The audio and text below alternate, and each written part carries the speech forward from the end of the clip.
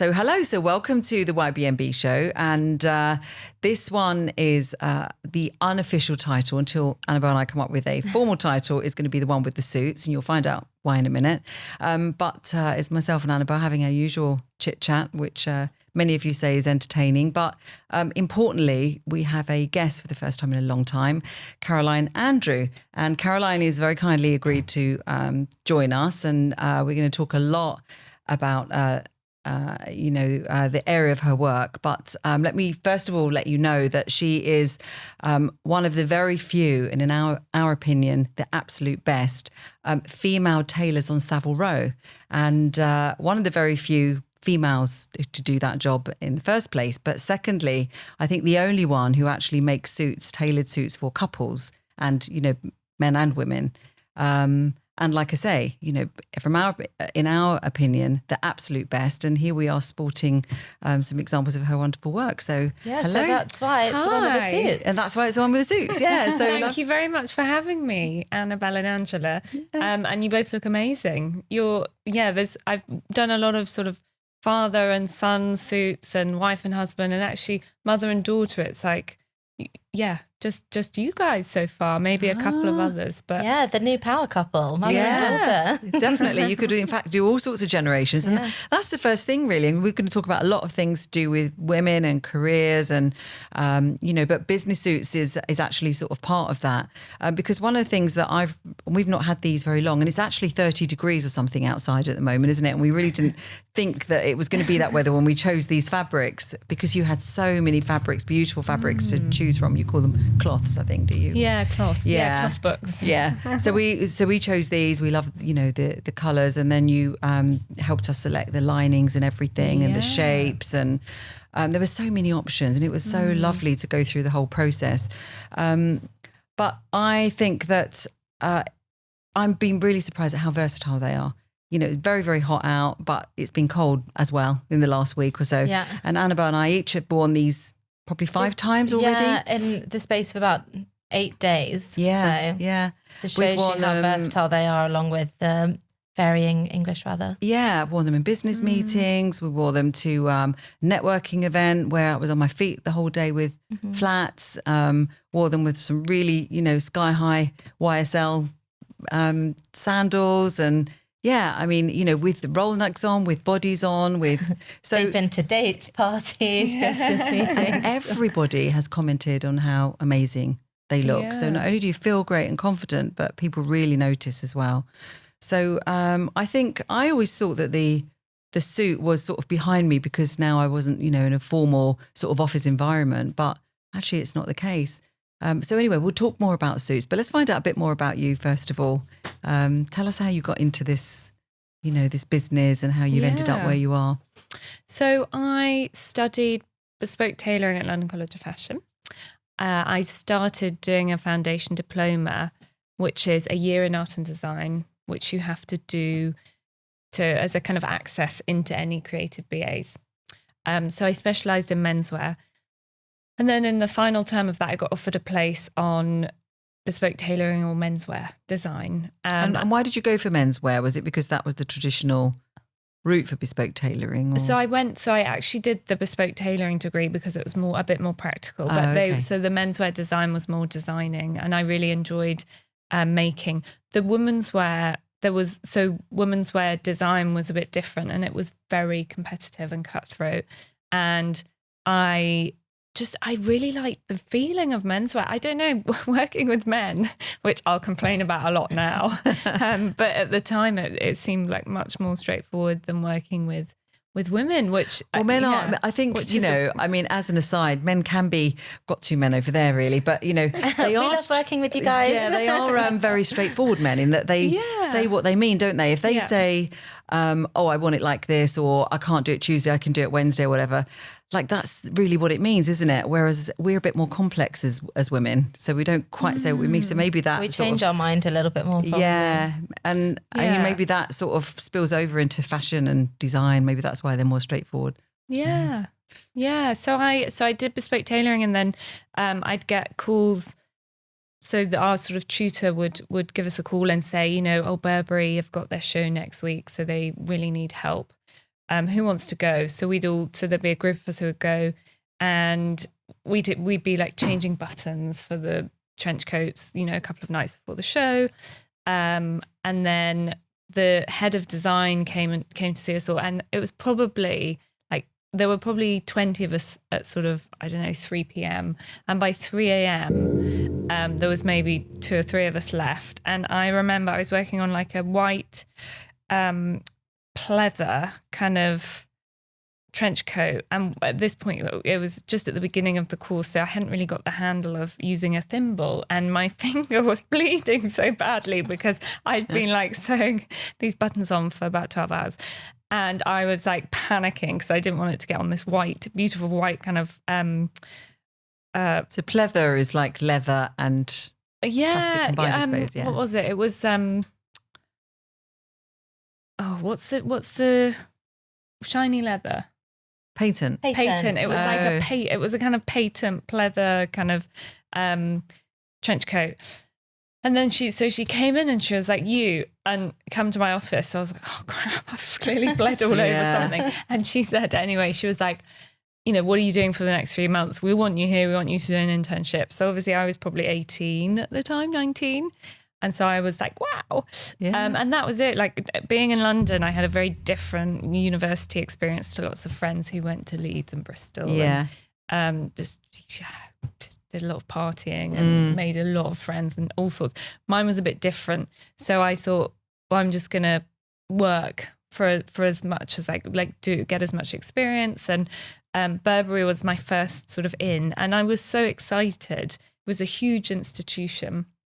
And I loved it. And so from then on, I would do a lot of work experience because you don't get paid. So I thought, well, you might as well do it whilst you're, you know, knee deep in student debt and like struggling anyway. Yeah. Just, you know, be taken advantage of as soon as possible. But getting all that experience. Yeah. Because we used to do a series called I Want to BA. Some listeners might know about this, but we had a podcast series called I Want to BA where I interviewed people from every different industry that I could think of and asked them what it was like to do that job. But we never had a tailor on there. I don't think. Never. We had a few people in fashion like merchandising and stuff, but never a tailor. No. So it's really interesting actually to talk to you about that sort of journey. And from what you're saying, it's like it's a labour of love to start off with. Yeah. Well, it's all about who you know and what you know. Although you got picked out of a group, and that sounds like it's because you were determined.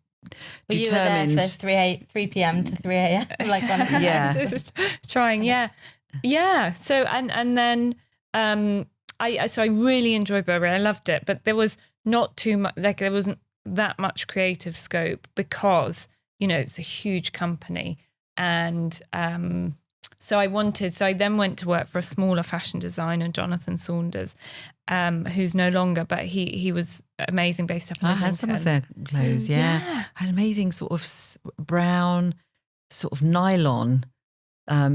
Dress and jacket by Jonathan Saunders. Yeah, it's really expensive. It was quite exclusive stuff. But I used to wear it to work a lot. You probably don't remember. It was, but really amazing. Yeah, I used to like his stuff. Yeah. So no, and he's Scottish, and he was so much fun, and he would just sort of chain smoke.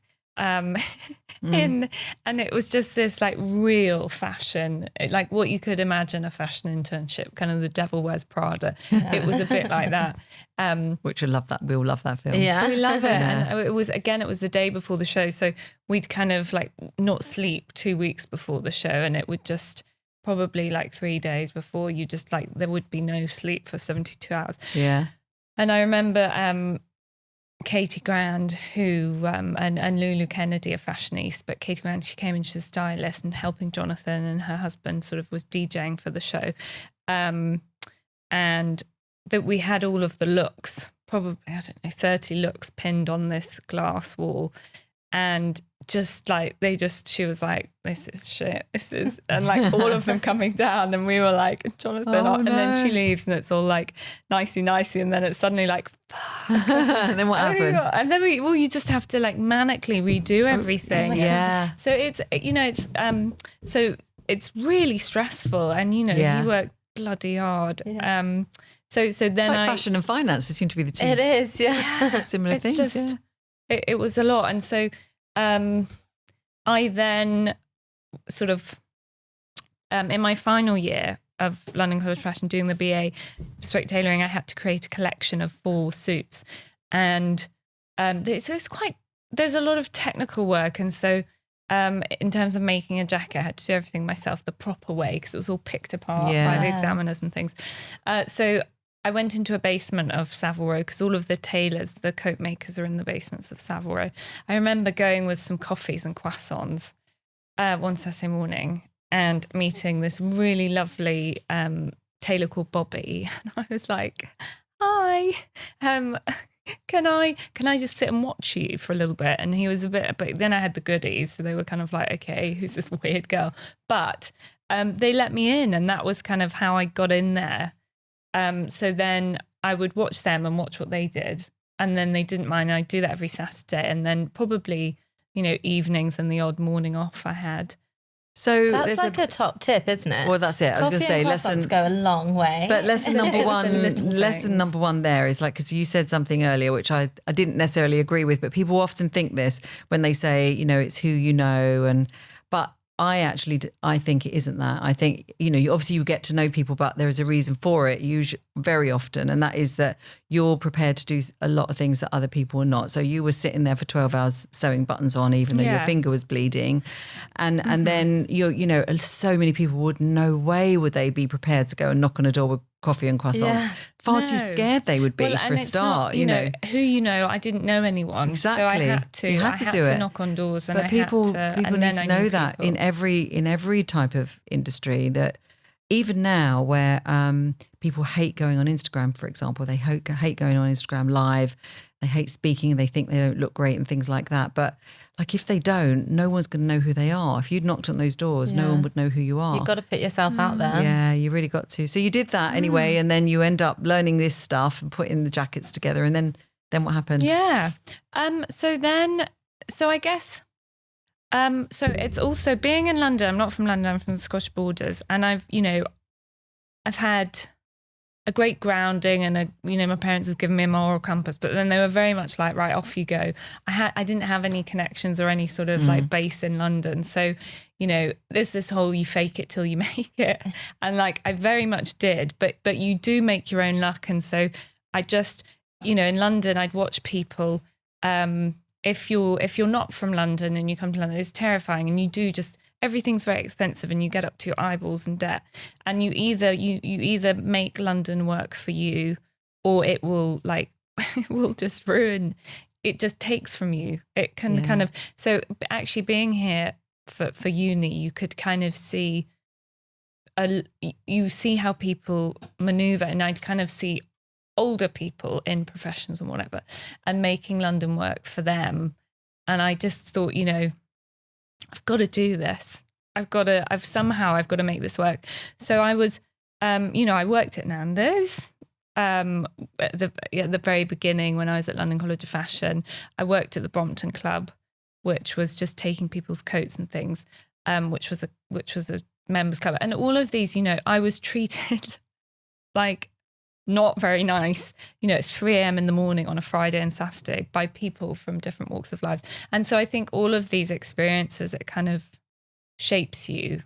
And well, that's that's the second lesson, really, which is I've been doing a lot more work with Joe Dispenza. Some people might know who he is. And one of the things he talks about is making sure that your inner world is greater than your outer world, being greater than your environment, being clear on what it is that you want, not to the nth degree, but just having a bigger picture of who you are and where you're going, and making that more real than the outer world. Because, if you think you're a great person, you think you're talented, and you think that you're going places, and then you get treated like shit, on a Friday night, that could actually make people think, oh, actually I was wrong, I'm not that great, because they allow their outer world to be greater than their inner world.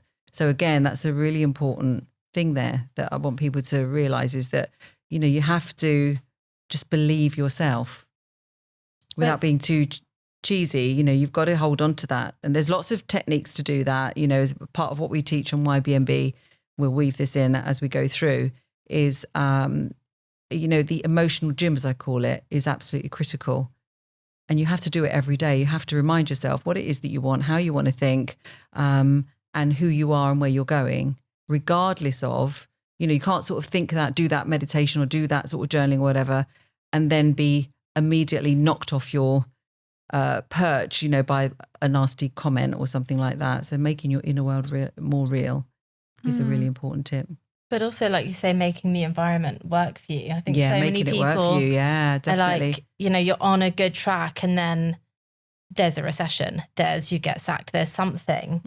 And rather than being like, oh, you know what, it was great, but I can't do it, is how you've been of, well, I'm going to get there one way or another. I have to just make it work. Yeah, just wing it. And I think as well as not letting like those people get to you, treating people, you know, it sounds so silly, as you'd like to be treated. And I think that, you know, you can get very far in business and having your own business if you know, are nice to people and you can read them. And so, yeah, working at places, you know, I wish I'd worked at Pret because they must see it all. I mean, how many people come in there and buy a coffee and leave? And it's all kind of people skills, and you have to have that. When I was, my first job was at 14, and I was washing up, and then I was making sandwiches, and then I was serving in a baker's, and then I worked in a supermarket, and then I had my first job in an office making all the teas. And, you know, all of those jobs are very character building. None of them were particularly nice at times, but yeah, you have to do these things, don't you? Yeah. So then obviously you work for these different companies. And then what sparked this desire in you to want to do it yourself? So I was working for free on Savile Row, doing lots of work experience and apprenticeships. And then I was working, working at the Brompton Club and things, kind of Wednesday to Saturday evenings, just taking people's coats and showing them to tables and a bit of hostessing, I guess you call it. And I wanted to combine the two. I really wanted to get paid for doing something that I wanted to do, which was tailoring. So I went to work over in the city of London for a tailor's for about 6 years, which I loved. And it just got to a kind of point. I ended up running someone else's business whilst they, had lots of holidays. And I, I was training people, and I wanted to do things my way. I wanted to do more pattern cutting. I wanted to do, women's and men's. It's difficult when you work for someone else, because there were some suppliers who were like, we're not being paid, we can't give you the cloth, and you're like, oh God, well that's not on me. And you kind of push came to shove, and although that gave you probably a lot of exposure as what it was like running a business. Yeah. I mean, I think I always say to myself, pay people and treat people nicely, because it's such a people business. My coat makers and trouser makers, they'll make for me, and I do the pattern cutting, and as long as people are paid on time and you treat them nicely, they're happy to help if you have like a wedding emergency or something. So treating your suppliers really well is obviously a critical thing. But you start this business, and then you obviously have to get clients. And a lot of people, they want to start their business. They're really, really good operators. So they work for someone else. They do a great job like you did for this previous business owner. And then they start their own business. And then they realize that, especially sort of people like hairdressers and recruiters I've come across, and they're really, really good at doing the job. But then they suddenly start this business and think, oh, hang on a minute, I'm not quite so good at getting new clients. And maybe I'm not quite so good at operations. Oh my God, I actually don't like this now. I want to go back to actually operating within the business.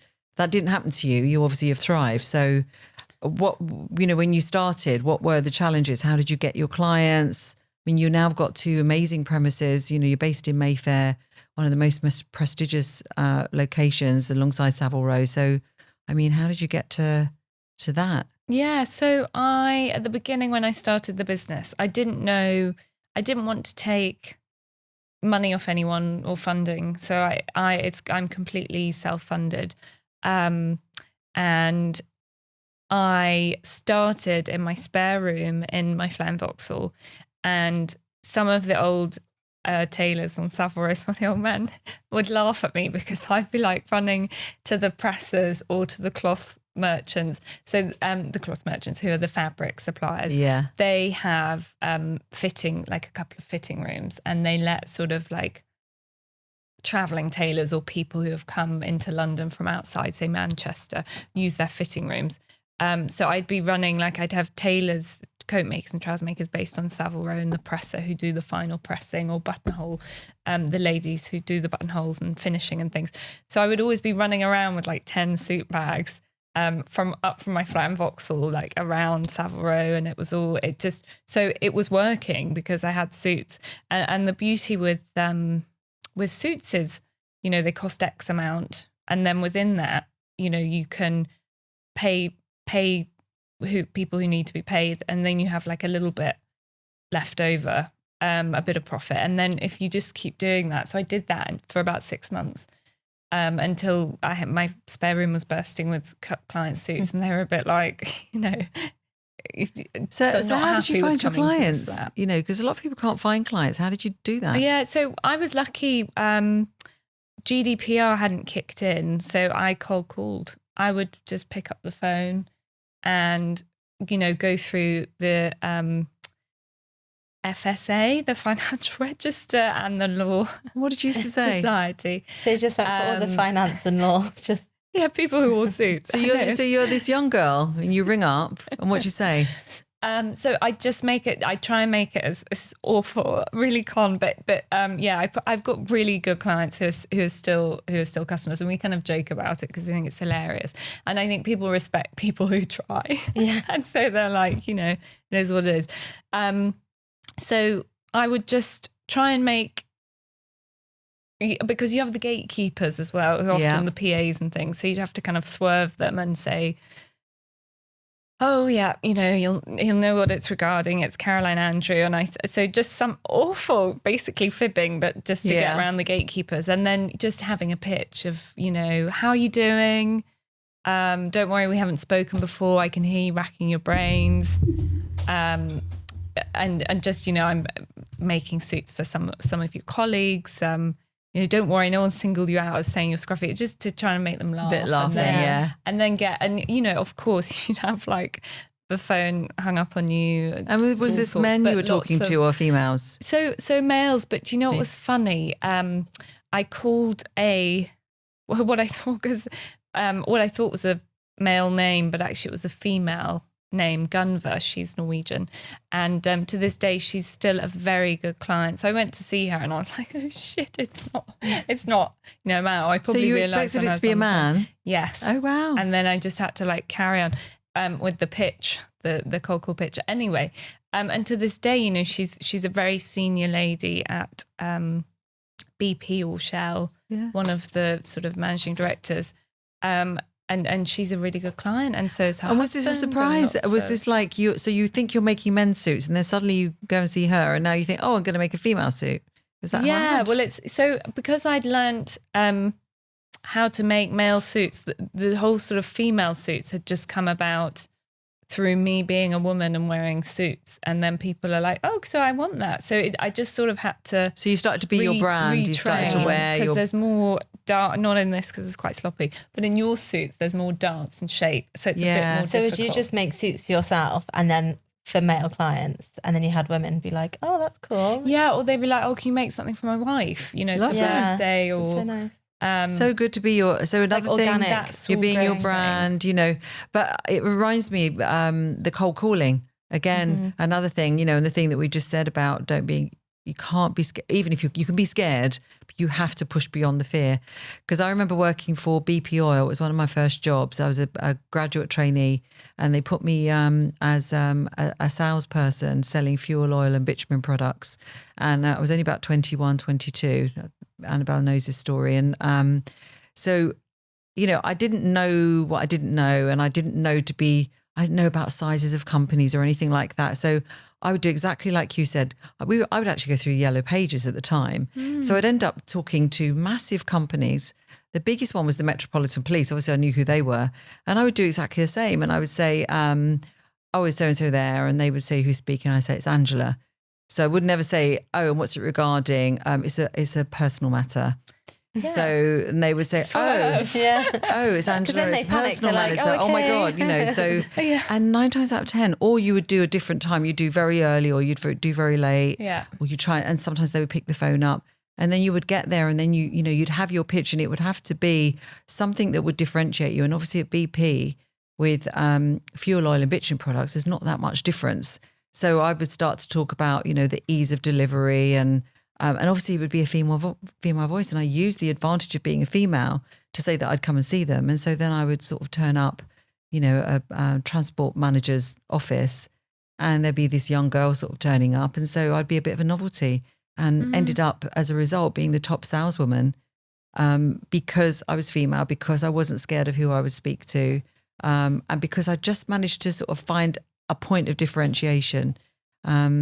And it sounds like you did exactly the same. And then, you know, if you do enough of that, then all of a sudden you get lucky like you did with your female client, and then your brand as well. And then you're up and running, aren't you? You see, you know, one would think that it was going to be a sort of like a saturated market because there's so many, as you said, old male traditional tailors. And yet here you are, you come along and then you start to build this amazing business. Yeah. Well, I think people, my customers, my sort of male customers have said, do you know what? Some of them have said, I find Savile Row quite intimidating. And do I want to be told what to wear by, you know, a 70-year-old man who has like his way or the highway? Yeah. Or do I want to come to you who can give me some like, you know, I'd rather like you tell me how to look than a 70-year-old man. And like you'll listen to me and I know you'll take on board my points. Yeah. So it's like this, you know, collaboration. Like I listened to you guys, what you know, what you wanted to emphasize, your waist and the high-waisted trousers. So I was like lower waist, you were higher waisted. Yeah. We had like little different things that we're interested in, wouldn't we? And it was great, similarly, actually. we both loved the shape of your trousers that you were wearing. We were like, oh yeah, we want those. Yeah. Yeah. With I never would have had turn-ups, but then you were wearing them, exactly. and they're so They're good. like a nice 2-inch turn-up. Yeah, really nice. So, so that, you know, we could talk all day about your history, because it's fascinating, you know, when you talk about how people get to where they are, because it looks like it's overnight. Yeah, but there's a lot that goes into it. I never took investment. But I think what's brilliant is that some of the things that you've shared are things that anybody could do. Doesn't matter who they are, where they are, whether they've got money, not money, whatever. Anyone can do those things if they're prepared to. So anyway, so you get to where you are, and now you've got this client base. So tell us about some of your clients, because obviously we share a client base in a way, not at the moment in terms of the same clients, but the same characteristics for many. So just tell us about some of your clients, and, you know, we'll go on to how suits make them feel. Like, who's the person that comes who's the person, to you? Yeah. So I have a lot of word of mouth, which is a really, really lovely position to be in. And I've worked very hard to get to that place where I'm not cold calling and sort of bringing people in directly. So I would say I have a lot of middle-aged male customers who are, you know, they own a private equity firm, or they're quite senior in HSBC or UBS or Aramco oil and gas, or in the Middle East or something like that. All different shapes and sizes. Obviously, I think when I have a lot of clients who have worked and traveled incredibly hard their whole life. So their shape changes as they get older, and it's just being really kind and working with them on that. Well, suits are great, aren't they? Because they can really provide such a good sort of structure of the body and hide a multitude of sins. Until, of course, they come to YBMB and then, I was going to say, they get people the want six-pack. bigger shoulders and we help them create bigger shoulders. Yeah. But you can just do that with a suit as well. You can do that with a suit. Yeah, and we can hide. You kind of, through having a conversation, I can work out what people want to emphasize, what they want to hide. And like there is with the right fabric and the right cut, you can do all sorts. Oh, you really can. I mean, when you look at men and women in well-cut suits, they just look fantastic because it brings the waist in, it brings the shoulders out. It makes people look taller. But does it tend to be mainly business women, or is it all sorts of women that you make suits for? All sorts. So there are lots of business women.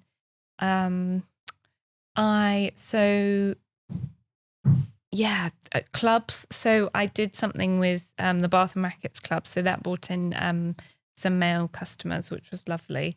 And then Jessica McCormick, who's a diamond jewelry designer in Mayfair, I sort of made her a suit, and we're each other's customers. And so I was in their newsletter, and that brought some lovely ladies. So I think, and then, going to their houses to do fittings, which I do on occasion if it's more convenient for them. And then their husbands are there. So it's all sorts. I mean, I think probably I have a lot of young female customers who are, the youngest managing director at KKR, which is a private equity firm. She's probably in her like early to mid 30s, and lots of like young solicitors or barristers, female, who just don't have time to, go rooting through, Chanel or Hermes. And I guess also like having a label for some women they almost don't want to have the label. They want to have, it's too flashy, because Chanel's beautiful, but when you see something, of course, like a Chanel jacket. But I think it gives suits give gravitas to people that are young lawyers and young bankers and things like that. But also, though, I think it can be incredibly feminine. And I love the way that you pair your suit with like beautiful jewelry, lovely pendants, great shoes. So you can actually make it look really sort of quite sexy and feminine. Doesn't have to be looking like a man, does it? So that's why I think that these are great, these suits, because it can make you feel, as I say, you have gravitas and feel that you're there to do business. But equally, you can actually feel really sexy, feminine, and it can carry it. You can come out of an office and you can go to somewhere like Mark's Club and go striding in and feel great still. I think, and I know that some of your clients, they're certainly not lawyers and finance people. I mean, they're maybe wives of those people, or they're in other sorts of industries where you wouldn't expect them to have to wear a suit, but they still wear them. Yeah, no, that's true. I have lots of clients in creative industries, wedding customers, I guess, because I'm in my early 30s. A lot of my friends or friends of friends are getting married, and they tend to be, whether it's graphic designers or even comedians, you name it. They all come, and then they love it, because people, there is this, I think, slight connotation of a suit being, a bit stuffy and a bit boring, but it's so not. But like what you're wearing there, is it linen? Yes. Yeah, and it's so cool. Like you can wear it for traveling, you can go on holiday, you can sort of like you've got a little black top under. One of the girls is going to wear a linen suit to a wedding I'm going to, and it's like perfect for that. Yeah. Really lovely. It's so much more versatile than I think people think of a traditional suit being. And you can do it with, definitely. You can do it with skirts, shorts, stuff like that as well. Yeah. And you were saying that sometimes you do the jacket, but then you do the trousers and you do a dress and you would do a skirt. So like you've got all of these different options. Yeah, no, the whole thing. Like there's so much we can do. It's great. And so having like a jacket, a trouser, a skirt, a dress, it just makes so many more outfits. And so you can wear the jacket so much more. And I guess actually also coming to you is much less daunting for someone than going and finding their own suit. Because I'm thinking of our clients that are stepping up to a new role or, you know, changing industry, doing something totally different or, you know, they're their next version of themselves. Yeah. And they think, okay, well, now I need a new look. Where on earth do I begin? Yeah. And, you know, we have conversations with them about things, but if you're suddenly in an MD role or more of a leadership role, you do kind of want that helping hand of what is the right thing for me to wear? How can I still feel confident and not like I'm pretending? Yeah. And, you know, like you say, like going shopping on your own or with a friend is often probably scarier for them. Then Well, coming also to you can go to just somewhere, talk through how to do everything. Yeah, and you may think, oh, I need to go to Chanel, or I have to go to Gucci, or I have to go somewhere like that to get a label. Then you end up spending thousands. And I mean, I think, you know, value for money wise with your suits is absolutely brilliant. When it still might not fit you properly if you just go into a Chanel or something, you know. And the fabrics aren't, I mean, Chanel fabrics are great, but in some of the others like Gucci, you know, it's not really wool or silk. It can often be a nylon. Yeah, exactly. Poly. But I also think, you know, a lot of the clients that we work with, they are, we work to coach them to get to that next level. So, you know, they tend to be in corporates, these particular ones, and they'll be at, you know, executive director level, for example. They're trying to get to managing director. And one of the things that we do, so we work with them on their body so that they're starting to feel more and more confident. They're changing shape. They want to show their body off a bit more. They don't want to hide it anymore. But, and we talk to them a lot about grooming, about hair, about nails, and which, you know, is really important, because then it doesn't matter what you wear to a certain extent if you're looking groomed. But then we say dress as if you've got that job already. You know, don't wait and then get the job. Like, just dress. And, you know, even if you're on a Zoom call, but, you know, certainly if you're face to face, you know, unfortunately we are very, very visual creatures still. And if someone just strides into a meeting and they've got one of your suits on and, you know, they're dressed for that position, what you'll tend to find is that, you know, the management, they will expect you to be at a certain level. Mm-hmm. And then suddenly, if they find out that you're not, that you're ED or VP or something, they're like, why is she not MD? You know, I just thought she was. And just that image and the way that you look can really have a massive impact still, even despite everything, despite all of the procedures and, you know, methods of promoting someone, still we're very, very visual creatures. And the way that you feel in it, you know, you feel like more senior person or more confident or well, there's no doubt about it. I mean, I remember when I went through my own transformation in sort of 2016, 2017, and I used to spend fortunes on clothes because I was doing lots of speeches and stuff in 2016, and I'd put, you know, I had the tummy roll and I'd put quite a lot of sort of mumsy weight on, and all of a sudden I was always buying clothes and sort of jackets and thinking, oh, does my bum look big in this, and sort of pulling it down and all the rest of it. And then suddenly, you know, you transform your body and then you're fit and you're strong, and it doesn't quite matter so much. So then you can get something fitted and still feel absolutely great in it, you know. So I think what you do is for people that either are not the shape they want to be or the shape that they do want to be, and it's still going to work for them. Yeah, no, definitely. And I want people to feel as comfortable as possible. So people always say, and no one's ever happy, regardless of whether they're a size of how they look, 16 or 26 or, you know, hair or whatever. So people always come in apologizing, women especially. And you just kind of have to say, you know, come as you are. This is absolutely fine. And then, you know, what will be, will be. And now I'm just going to send them all to you guys. Yeah. Are men like that as well? Or is it more women? Yeah, men are a bit sort of apologising. And people would always say, oh, I'm going to lose weight, I'm going to lose weight. And so I would often measure a bit tighter.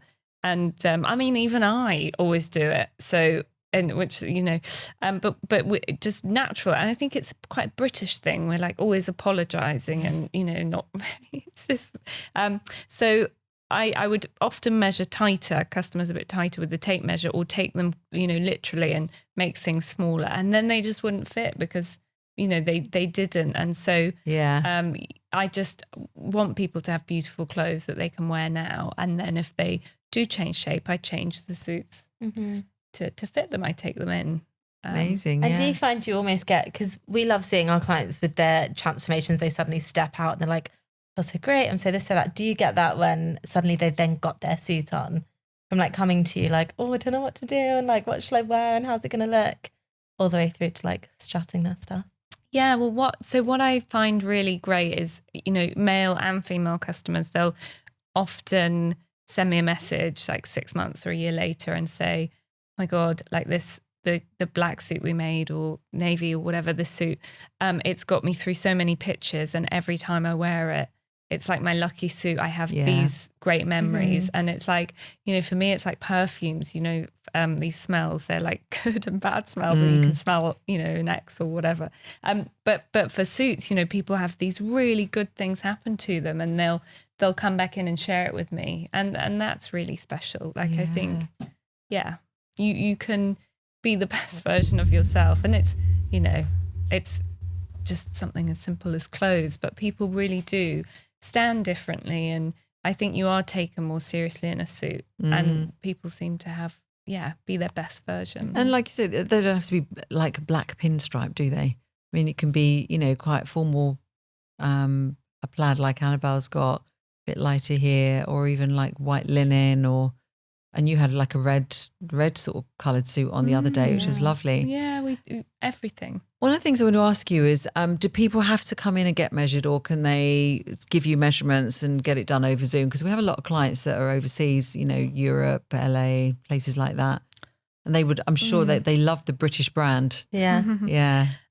So I did, in the pandemic, I did sort of work with some clients, male clients, who they sort of measured each other whilst they were on Zoom to me, and then they came over here for a final fitting. They were here for a few days, so I could do any tweaks, and that worked. But like, my preference would be to see, especially if it's women, because that you need to do more measurements and have a bit more time with them. My preference would be to see them here, but you can if you need to, and especially I suppose once you've had their measurements once, then you can do repeats. Yeah, so I make a pattern for every client. So that's your measurements onto paper.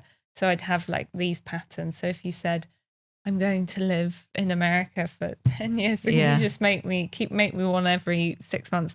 I could use the patterns that we've created, and even to change the style a bit. If we spoke about it, we can still use the base pattern. Yeah. And what's your turnaround? It's pretty quick for us. What's your normal turnaround? So normal turnaround is 12 weeks. Right. So we do a base. You did it quicker for us though, didn't you? Yeah, no, we did. I think we did it in sort of 6 weeks. Yeah. The fabric, So if the fabric is on time, then we can do it in kind of 8 weeks. But I say 12 just so that I don't let anyone down or overpromise. So it's really nice you've sort of taken the mystique out of having a tailored Savile Row suit for a female. And I think the other thing as well, I remember Steve Jobs always used to talk about, he just wears black t-shirt because it takes the decision making out of what to wear. And it is nice when you have outfits like that, where you just don't have to think about it. It's like, as you said, it's either a lucky outfit or it's, it's just a go-to. It's a regular go-to. You're always going to feel great in it. It fits you really properly. And we need that, especially when we're in business as well. We need that sort of convenience to grab, and then you can have fewer things. And then you can sort of start to add loads of other bits and pieces to them. Speaking of which, you do some off the peg stuff, don't you, as well? Yeah. So on Kensington Church Street, we have a shop that I started in the pandemic, because I find that most of my customers in Mayfair, Savile Row, are more business suits and people who sort of come in and are time poor, and so I work with them that way. And then Kensington Church Street, it's lovely. It's a really sort of pretty street with coffee shops, and we're open on a Saturday. People go to the farmers market. So we have field jackets and more casual sort of off the peg things that we developed in the pandemic, because things shifted a bit. Sartorially and physically. Of course, yeah. Do you make shirts and things as well? Yeah.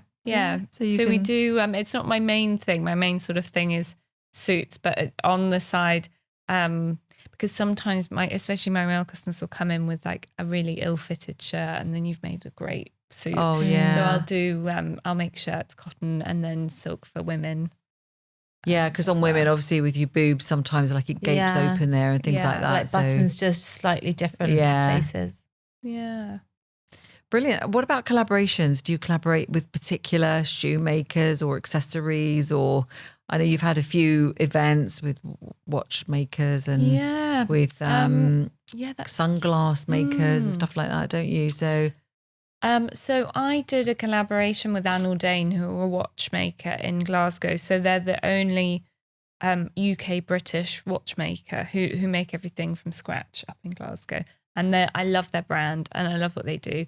And we got talking and they were like, oh my God, you're a woman tailor. And, you know, you make everything here. It's really cool. And so we designed a watch. I should have worn it.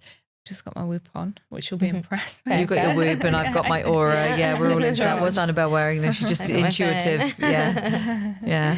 And it's beautiful. So it was sort of like tailoring in a watch. So they very cleverly used various presses so in the suit jacket we have horsehair canvas and body canvas and Demet, which is a sort of soft tissue that makes sure the horsehair doesn't like itch you or anything. And so they played around with these and it's really cool. The watch face is like the horsehair. If you turn it, it changes dimension. So it's really clever. And the watches, I think there's a limited run of them and they're going to be on sale in Watches of Switzerland. Ooh. So we're doing a talk to their sort of top customers and they're here and in New York, the shops. So that was really, really fun. Yeah. And then because I have the shop, it's nice doing, Anne Aldain and they have a huge waiting list. It takes 3 years. If you want to have a watch made, you have to sign up to that. And so I love what they do. It's very slow and they don't, you know, people always try and invest and throw money at them and go, you know, I want to watch tomorrow and I'll give, you know, I'll invest in your business. And they're like, no, just no thanks. And they keep it really clean and really small so that, you know, they're not compromising on the product and the quality of the product. So I love that.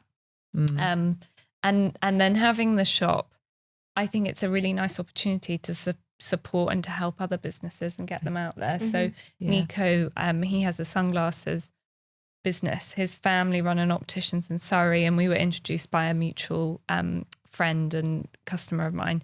And so he has a little showcase of his sunglasses in the shop, which is lovely. Yeah, it's really nice. They go really well with the ready to wear. Well, I think collaborations is the way forward. You know, obviously we've heard now of influencer marketing, but collaborations between businesses where there are very complementary services and where, you know, the client base overlaps. You know, for those listening who are thinking about their business, how to build their business, how to get new clients, that is definitely a way forward. But, you know, the old ways work.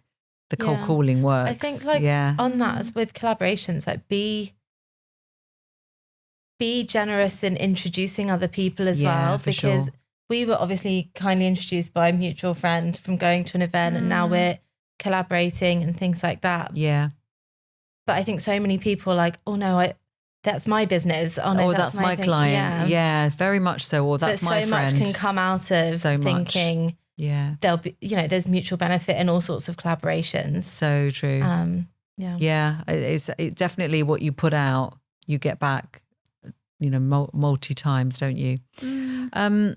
So I'm thinking of wearing, you know, of suits again and other places you could wear them besides just in the office or just running around town and everything. I love that evening sort of tuxedo look on women.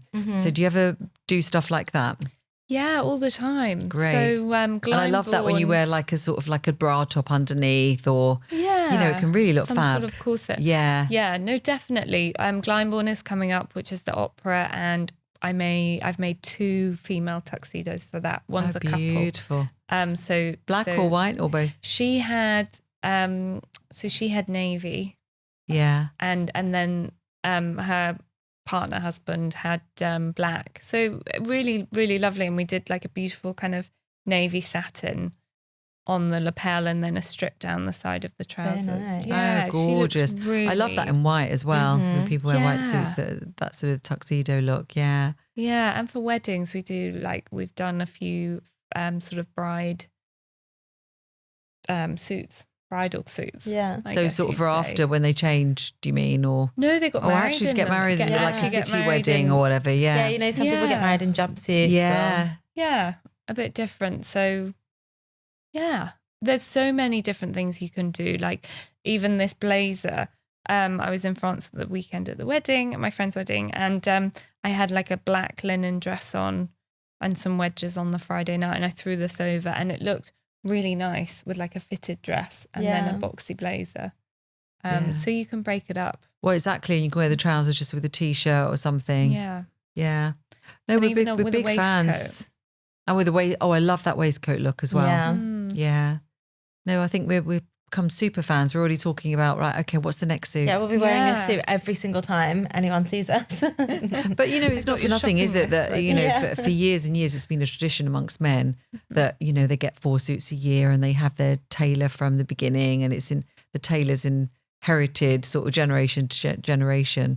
But it makes sense, doesn't it, to have these sort of staples in your wardrobe that look sort of great the whole time. So, yeah, I think we would be, thoroughly recommending, and particularly recommending your services, having been there, and you make it fun as well. Yeah. I mean, it has been fun. Yeah, I want to demystify, because it's intimidating coming into the shop, St George Street. It is, you know, you guys, it's like a time warp. Nothing has changed for 100 years.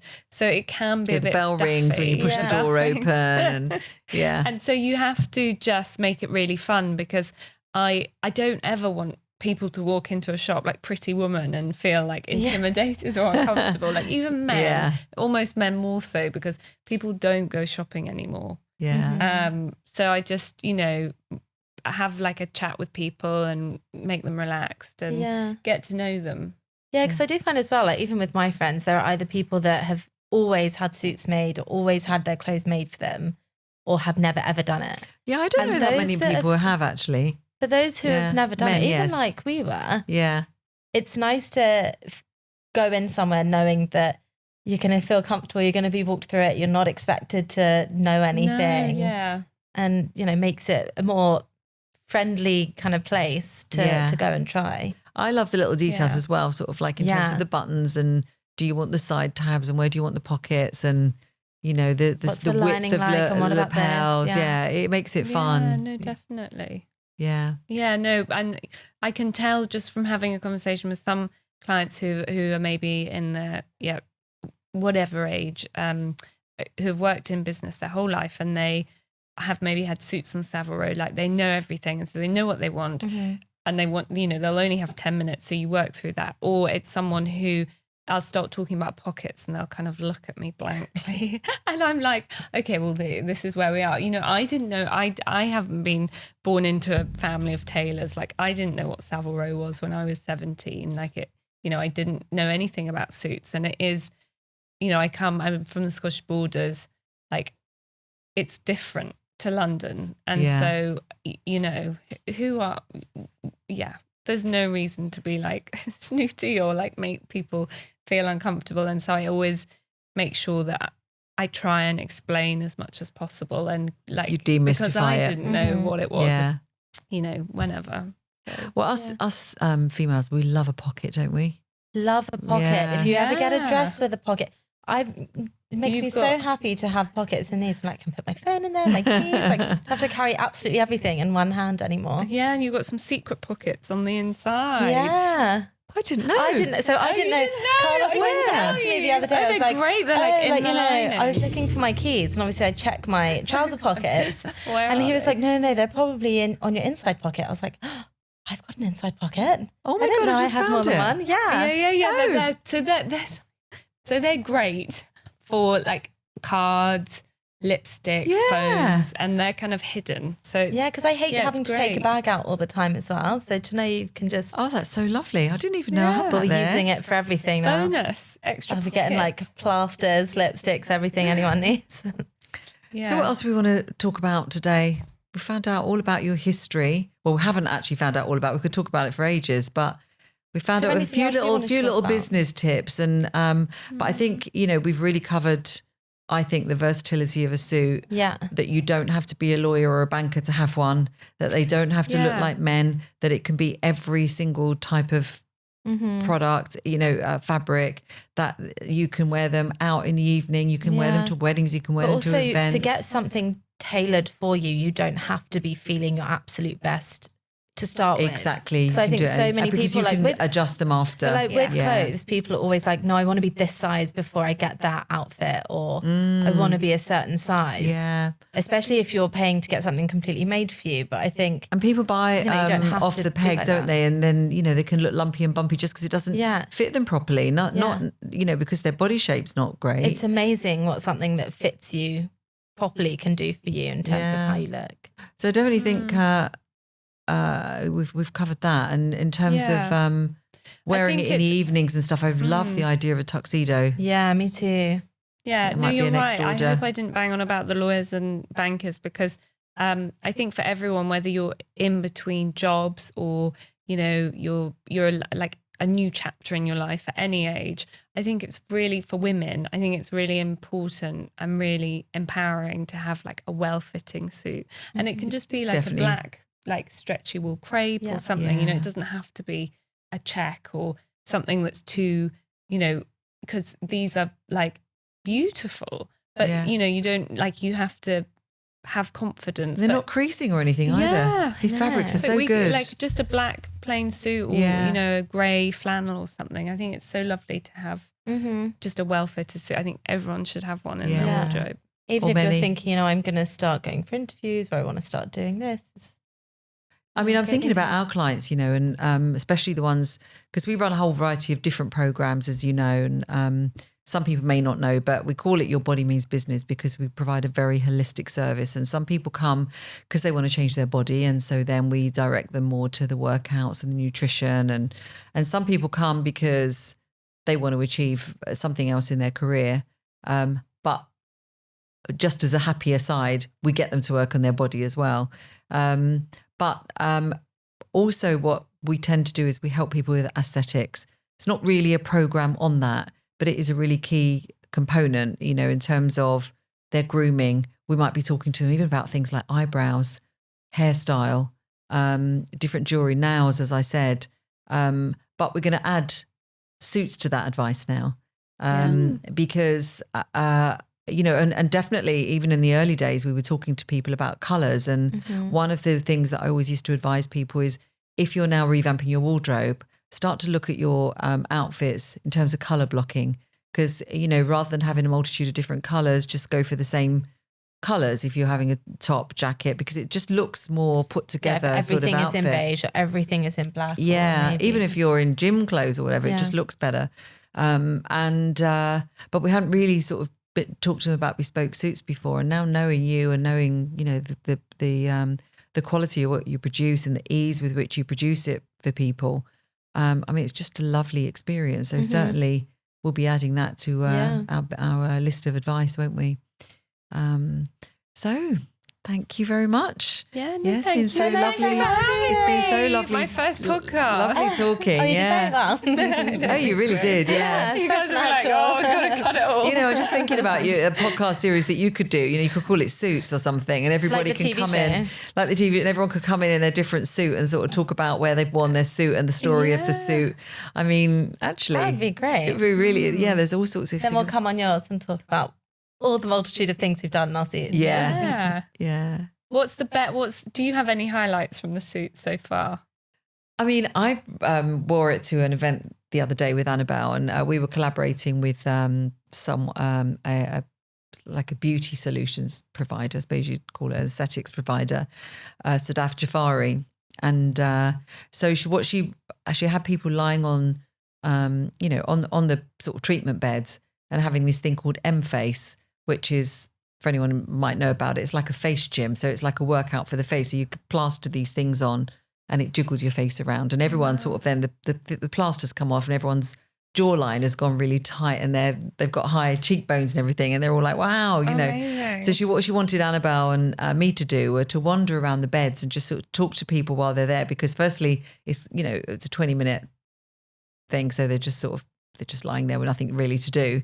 So she wanted us to go around and talk to them about our services and what we do. But even that, you have that authority when you're walking around, and people obviously knew that we were part of the organisation, and I actually felt a bit like a doctor or a surgeon walking around, Yeah, it was and so like doing proper consultations. Yeah. And people were sort of like, well, how many times do I have to have this done? And, I did say we needed a clipboard. Yeah. It immediately gave gravitas to the situation. So that was quite interesting. Even though like we both wore our trainers that day with it as well. Like we were casual as such, but we looked super smart. Yeah, exactly. And we wore them to the arts club the other night, didn't we? We went somewhere for drinks and dinner. Yeah. And felt really good in that, and I actually said to Annabelle, I actually feel really great in this. I don't feel like I need to have, a tight dress or whatever to feel feminine and sexy. I felt really good in it. Yeah. So that's 2 of the places it's been so far. Yeah, and you're comfy and you're warm at the same time. Like for me, I hate being cold.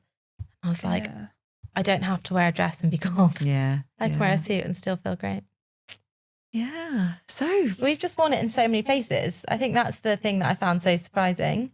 That you can wear it all over the place. Well, you wore yours in France and at a wedding. Yeah. And I was trying to save it for Florence for tomorrow for this kind of work thing. And I couldn't even wait. No, it looks lovely. But yeah, no, it is, everyone has lovely memories of the suits. And I think, I sometimes have the odd female customer who'll be like, oh, I'm not sure, the colour or the weight of the fabric. And I always know that after they've, gone out and worn the suit a few times, all their friends will be like, oh my God, you look amazing. Yeah. And that always happens. And then I get a call and they'll be like, I want, 10 more in like these different colours. Can I come in and have a look at more fabric? Yeah. So it's gone from in the fitting being like, I don't know if I'll ever wear this, to, just getting so many compliments. And we said the same, didn't we? That we want one every 2 months. I mean, we must have messaged you like 4 days afterwards being like, okay, we need 6 now. Yeah, I know, it's so funny. All right, lovely. I'm sure we could talk many, many more times. We probably will. We'll get you back when we've got loads more suits and suit journeys to talk about. But for now, shall we leave it there? Yeah, we'll leave a link in the description to your website and everything so people can find you. Yeah. And if anyone needs to get in contact with you, it's carolineandrew.com, isn't it? .com, is it? .co.uk. .co.uk. And LinkedIn, Instagram is Caroline Andrew London. Yeah. And you're based in, give us your addresses again in London. So 11 St George Street in Mayfair and 109 Kensington Church Street. There's a fly. I mean, who is this fly? So good. I know. I can't deal with the fly. Sorry. I'll cut that bit. So it is the height of summer, so Yeah. 11 St George Street and then 109 Kensington Church Street. Can they just pop in or do they have to make an appointment with you? So an appointment is better because I have fittings or I'm running around with fabrics and suits. Yeah. Good. So appointment is better. It's Caroline at carolineandrew.co.uk. Perfect. That's my email. And hopefully we're going to be doing all sorts of work with your clients as well, whether they are the shape they want to be or not, because we work with them on their body shape. But like I said, if they are the sorts of clients that are trying to get ahead in their career, then we've had some phenomenal success with that, with, people that have been, they've gone from losing their job and thinking that this is the end of their career through to becoming a top partner on, 8-figure bonuses. And we had someone pre the pandemic and she actually thought she was going to lose her business during because of COVID. She was in the events, and fast forward now and she's quadrupled her turnover, and her accountant actually said, is this true? Have I read this correctly? Mm-hmm. You've actually quadrupled your turnover and something like trebled her profit, So we've built up a model of change now, which incorporates both mind and body. And it really, really works. It works for people that think that they've plateaued, and they never, ever have once we get them to start thinking about thinking or if they just think they've hit a wall. Yeah. They're really trying to get somewhere and it's just something isn't quite clicking. Yeah. They work with you sometimes for 12 weeks, sometimes for 12 months, depends on the person and what they're trying to do. Yeah. But then it's like, oh, everything works. Yeah. It's amazing. And all how of a sudden it all comes together and then they think, you know, it's coincidence, but it's clearly not. Yeah. Yeah.